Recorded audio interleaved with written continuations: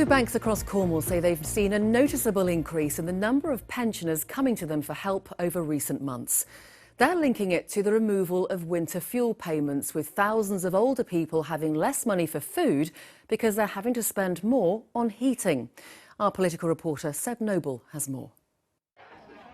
They have to queue to come into this community larder in Redruth every week.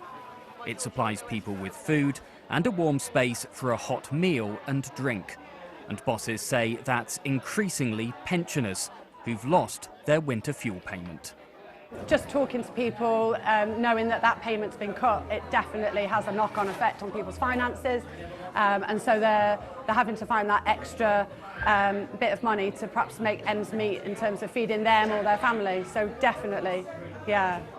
The government removed payments from millions of pensioners last year, with many now seeking help for the first time. I've got to pay my bills. To me, that's priority, is keeping those bills under control. Before food, that's far more important that I'm kept warm before I feed myself. I can usually manage to make a meal out of a lot of vegetables. I like meat and I like fish, but and I get that when I can. Bob lives in Camborne and relies on local food banks.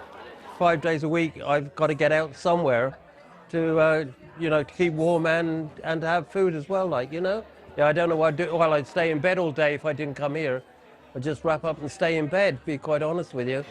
Food banks in Bodmin, St Austell and Camborne say they've all experienced similar increases. One of Cornwall's MPs says it's time for a rethink from the government. This should be linked to other benefits, whether it's housing allowance, disability allowance, council tax support, whatever the benefits may be, that could easily link to this winter fuel payment, rather than the current cliff edge that Labour have introduced, leaving so many pensioners frightened whether they'll survive the winter. The government says it had to means test the winter fuel payment to help balance the nation's finances. It insists that it doesn't want anyone to struggle this winter, though, which is why it's extended schemes like the Household Support Fund and the Warm Homes Discount.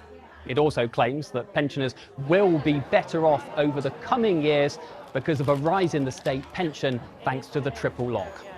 That's perhaps cold comfort, though, for older people here who are having to rely on food banks for the first time ever when they never expected to. Seb Noble, BBC Spotlight, Redruth.